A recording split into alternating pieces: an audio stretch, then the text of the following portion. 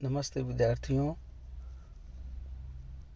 आपका मानव भूगोल में कृषि समस्या से संबंधित आपका विषय वस्तु है। इसमें सर्वप्रथम हमें कृषि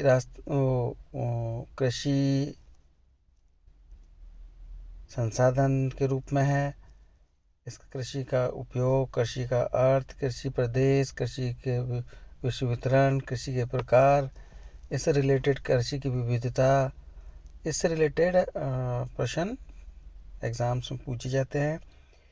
सर्वप्रथम हम आपको बताना चाहते हैं कि कृषि का जो अर्थ है उसके बारे में, कृषि की जो अवधारणा है ना उसकी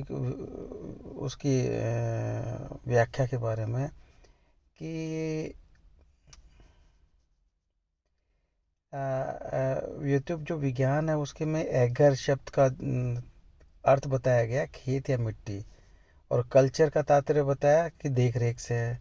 किंतु कृषि का अर्थ इतना संकुचित नहीं है। इसमें खेत की जुताई, फसल की उगाई, पशुचारण, वृक्षों की खेती, वन संबंधी कार्य, सिंचाई, मत्स्य पालन, रेशों का उत्पादन, ये सारे ही कृषि से संबंधित तथ्य हैं। भोजन की प्राप्ति कृषि की प्रधान क्रिया है, किंतु भोजन कृषि के अतिरिक्त शिकार करने या फलों का एकत्रीकरण करने से भी होता है, जो कि कृषि की प्रक्रिया नहीं है। कुछ विद्वानों ने कृषि के बारे में कृषि को वृक्षों और पशुओं को के शोषण की संज्ञा दी है, किंतु वास्तव में कृषि न होकर इनके विकास की पद्धति है। कृषि के अंतर्गत प्रयास सम्मिलित है जो भूमि पर बसे हुए मानव द्वारा उपयोग किए जाते हैं। यदि संभव हो तो मानव पौधे और पशु जीवन या प्राकृतिक विकास की प्रणाली को अधिक उन्नत या प्रगतिशील बनाता है, और ये लक्ष्य रखता है कि इन पद्धतियों के द्वारा अपनी वनस्पति या पशु संपत्ति की आवश्यकता पूरी हो।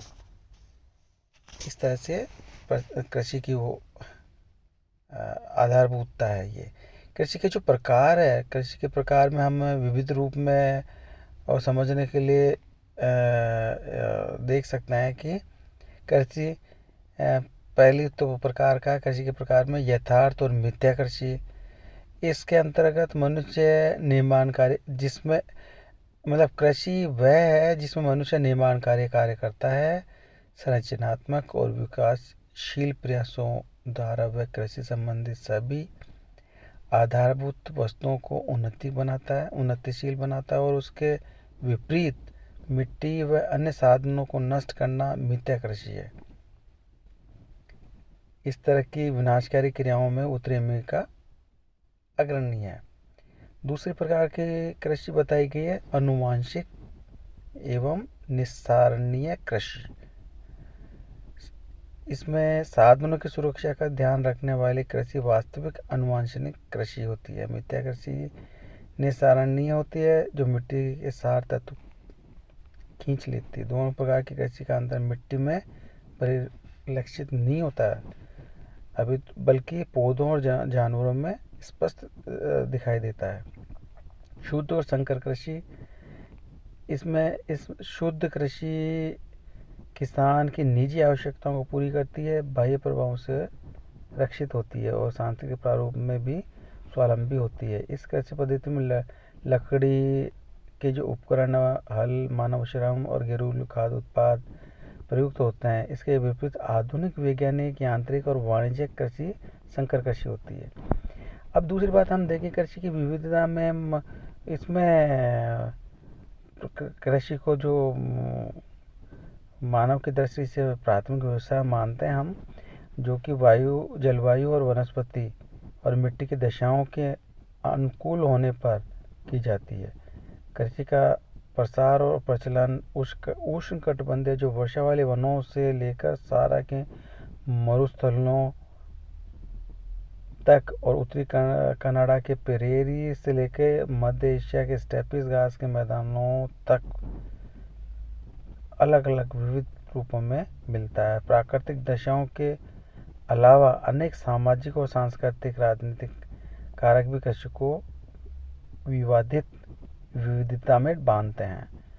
भारत की जनजातीय प्रणाली, उष्णकटिबंधीय प्रदेशों की प्राचीन फार्म प्रणाली, यूरोपीय पूर्वी यूरोप और दक्षिण अमेरिका की फ्यूडल प्रणाली, मध्य पूर्व में पारिवारिक कृषि, सोवियत संघ में राष्ट्र नियंत्रित कृषि प्रणाली, ये इस तरह की कृषि प्रणालियाँ प्रचलित है जो कि विविधताएं लिए हुए हैं।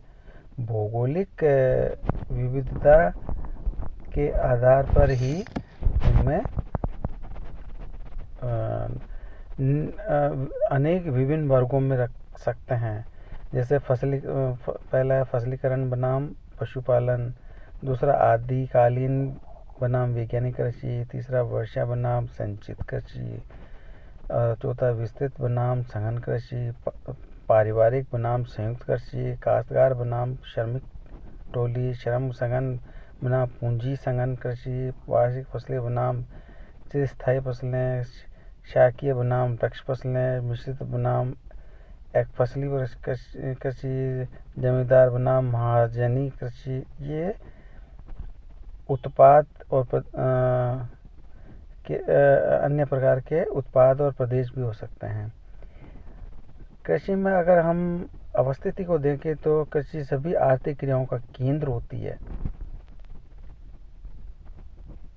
मनुष्य का प्रधान प्राथमिक व्यवसाय होने के कारण साथ ही विनिर्माणकारी उद्योगों का मतलब द्वितीय प्रकार के जो उद्योग होते हैं उनकी आधारशिला भी होती है। इससे अनेक औद्योगिक कच्चे माल प्राप्त होते हैं। कृषि पर अनेक भौतिक और सांस्कृतिक प्रभाव पड़ते हैं। विश्व में के विभिन्न क्षेत्रों में भूमि उपयोग और कृषि के प्रारूप की जो दृष्टिता है वो भी भिन्न होती है। कृषि के संबंध में मानथ्यूनियन जो भूगोलवेत्ता थे, अर्थशास्त्री थे, उन्होंने भी अपने थ्योरी जो सिद्धांत है कृषि का वो डेवलप किया है और उसमें 6 मान्यताओं का सहारा लिया है। एकाकी प्रदेश जिसमें केवल एक ही नगर हो और उसके चारों ओर कृषि क्षेत्र हो, वह नगर उत्पादित कृषि और फसलों का एकमात्र बाजार केंद्र हो, अन्य किसी क्षेत्र में कृषि की पैदावार का आयात न हो। साथ ही अतिरिक्त कृषि प्रणाली निवास करती हो। इस क्षेत्र में भौतिक दशाएं जो धरातल, जलवायु, मिट्टी की उत्पादकता सब जगह समान हो, कृषि फसलों के उत्पादन के लिए जो अनुकूल हो। इस प्रदेश में नगर को छोड़कर पृष्ठभूमि में ग्रामीण जनसंख्या निवास करती हो। कृषक जो है किसान जो कृषि से सर्वाधिक लाभ उठाने की इच्छा रखते हों। नगर के बाजार में मांग भी हो फसलों की, फसलों का हेरफेर भी करते रहें। इस एकाकी कृषि प्रदेश में परिवहन के लिए केवल घोड़ा गाड़ी उपलब्ध हों, परिवहन भाड़ा या दूरी भार के अनुपात में बढ़ता जाता है। इस तरह की उन्होंने मानथ्यूनियन ने विचार रखते हुए अपनी थ्योरी का प्रतिपादन किया और मानथ्यूनियन की थ्योरी विकसित की। इसके अतिरिक्त अब हम ये देखते हैं कि कृषि प्रदेश के बारे में चर्चा कर सकते हैं कि कृषि भूमि का एक विस्तृत क्षेत्र जिसमें कृषि करने की दशाएं अर्थात तथा प्रतिरूप में व्यापक रूप से समानता मिले, जो समीपवर्ती क्षेत्रों में विशिष्ट रूप से अलग हो, उसे कृषि प्रदेश कहते हैं। कृषि की दशाओं और उसके विपरीतता से तात्पर्य फलों की किस्मों, उनके उत्पादन करने की विधि, कृषिगत भूमि के उपयोग से है। इनकी समानता कृषि कार्य में प्रयुक्त यंत्रों, कृषि के आवास, कृषकों को किसानों के जो आवास हैं वो उनका जीवन स्तर है, वो सब कृषि प्रदेश के अंतर्गत अध्ययनरत होते हैं। कृषि प्रदेशों का जो वर्गीकरण जो कर किया गया है वो भी उनमें भी कृषि की फसलों और पशुओं का पारस्परिक जो संबंध होता है वो, कृषि उत्पादन की विधियाँ, कृषि में पूंजी और श्रम संगठन के विनियोग की मात्रा, कितना इन्वेस्टमेंट है, कृषि उत्पादन के उपभोग का जो स्वरूप है वो कैसा है, कृषि उत्पादन में काम में लेने वाले यंत्र, उपकरण और आवाज़ संबंधी दशाएं किस तरह की हैं, ये आधारभूत तत्व हैं जो कि कृषि के वर्गीकरण को प्रभावित करते हैं। धन्यवाद।